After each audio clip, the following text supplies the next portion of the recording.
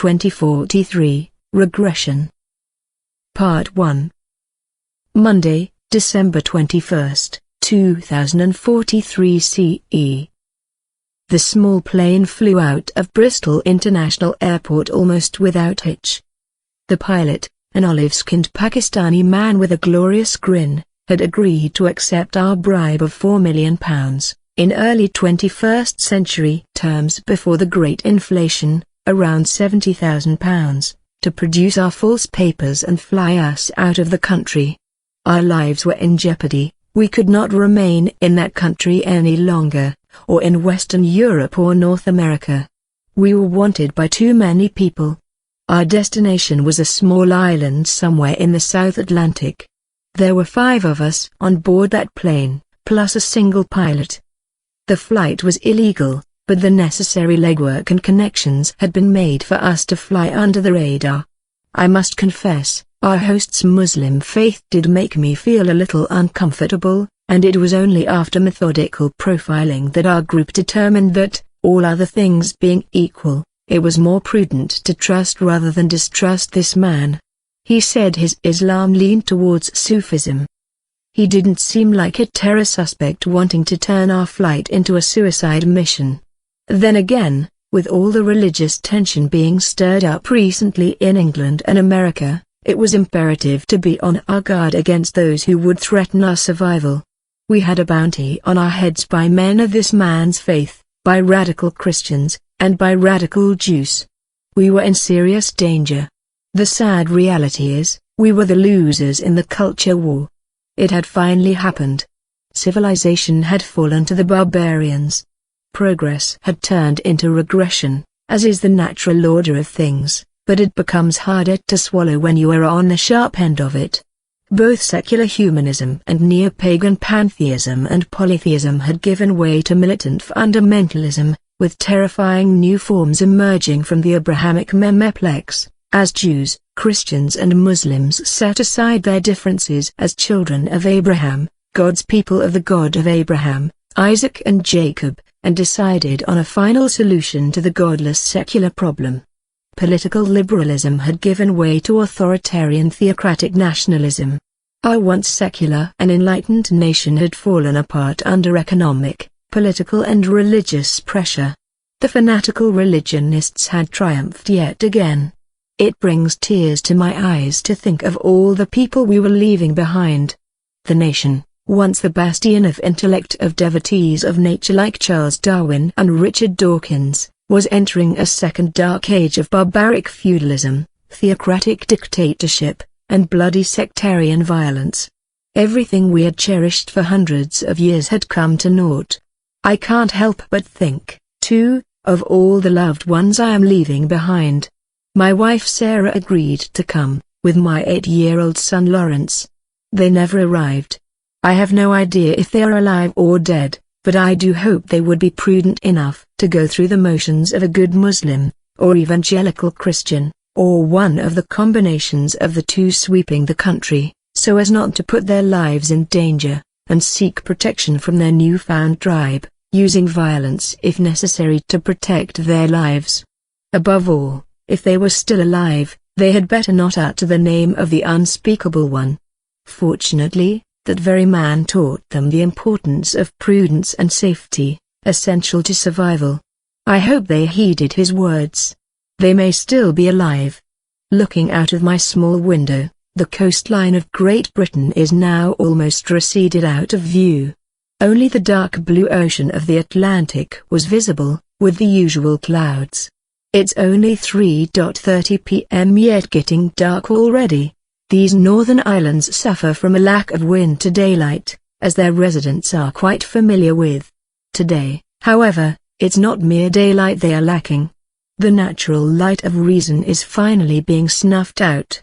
We have quite a few hours until our destination.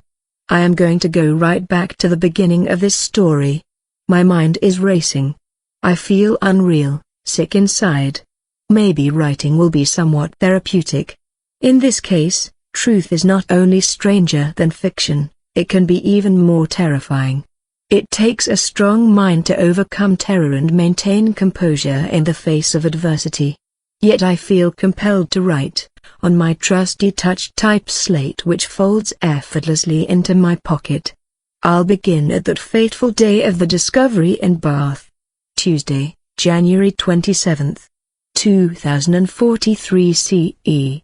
It was just another rainy day in England, or so it seemed. The city of Bath is well known both locally and internationally for its Roman ruins of the ancient town of Aquae Sulis, waters of the goddess Sulis, including, as the name itself suggests, a Roman baths, where ancient Roman settlers on this rain-soaked isle would gather to wash and swim, as well as socialize, kind of like a modern swimming pool, but rather less hygienic. They would all wash their dirt off together. Not very pleasant, but an important part of ancient cultural history. Less well known until this fateful day was a government-funded archaeological dig in the Bath area, known internally as Operation Mankind. The media on that day, including the holographic news broadcasts beamed into every household, were rather tight-lipped about the discoveries, not to mention the impetus behind this particular archaeological dig project. One thing was clear, though. The discovery was of some ancient pottery and fragments of scrolls. They were, the news reported, being analyzed by experts and scholars to ascertain their significance. A report would be given in 24 hours. Wednesday, January 28, 2043 CE, the news update finally arrived. A bearded scholar, an interdisciplinary professor of classics, archaeology and philosophy, a profession which was rapidly dying out in the deepening economic chaos, gave the initial analysis on these ruins, and translations of the fragments. The scrolls were letters, he said, and copies of letters sent out to the Mediterranean. Moreover, they were not merely composed in Latin, but in Greek too. The professor said that this was evidence of an intellectual high culture, under the influence of Greek philosophy. Analysis of the letters, he especially noted, revealed evidence for the practice of two ancient Greek philosophies in the Roman Britain, known as Stoicism and Epicureanism. Moreover, Bath was revealed as a major center, if not the primary center, for the practice of Roman imported Greek philosophy in the British Isles. The news brief then gave a quick overview of these two schools of philosophy, which were described as rivals. Both, it was said, were quite similar to Buddhism in many ways, and the news flashed up a holographic 3D image of the iconic Buddha head. To this was added the less well-known heads of the Greek philosophers Epicurus and Epictetus, considered sages of Epicureanism and Stoicism respectively. Comparisons were made with the East Asian philosophies of Taoism and Zen Buddhism. One of the letters contained as an addendum a complete version of a work called The Principal Doctrines, from the philosopher Epicurus who, it said, was born on the sun-drenched Greek island of Samos, with both a Latin translation and the ancient Greek original of this text, impressively, said the reporter, word for word identical to the ancient Greek version we have today. Evidently, this tradition was very good at preserving its original texts exactly. They had no tolerance for monkeying around with them.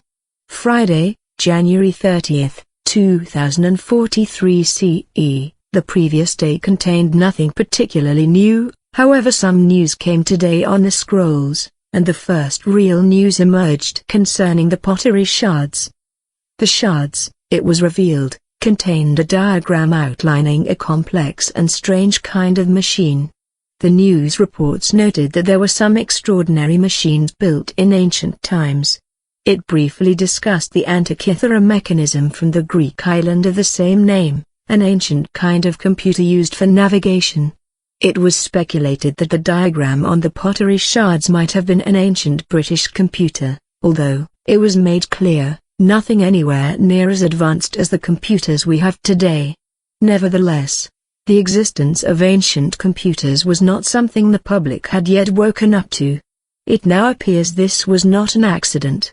Another, fascinating point which was noted, some of the better preserved remains of the letters contained philosophical poetry, which was said to be a staple to the ancient tradition. One of them even appeared to mix the mythology of the Roman Epicureans with indigenous native British mythologies of the Druids and Celts. Quite a creative synthesis. What was especially odd was that this letter mentioned the gods were both real and not real. It said the gods were real persons, and they were made of matter, as the Epicureans had traditionally believed. In what was considered orthodox Epicurean theology, the gods were said to occupy the space between worlds like ours, made of atoms and void. But this letter disagreed. The letter continued, and this was read out with incredulity at its words. After it was read, the entire news crew stared in a curiously eerie silence, before getting back to their business. While I have much reverence for our master Epicurus, I cannot abide his naive physics on this point. The gods are real, they are persons, and they are made of matter. But we have no knowledge of the gods between the worlds. They are unknown to us. But the real gods exist inside our bodies. They exist in the kind of atoms which make up our psyche, soul. It is those soul atoms which dance, which make up the gods from our deepest imagination, which impress our deepest values of life and nature onto their faces. This is the anticipation of divinity. Wake up and dance to its sweet blessings. Send my warm regards to the garden in Athens. Our friends in Epicurus need comfort in these hard times. Your friend, Philinitra.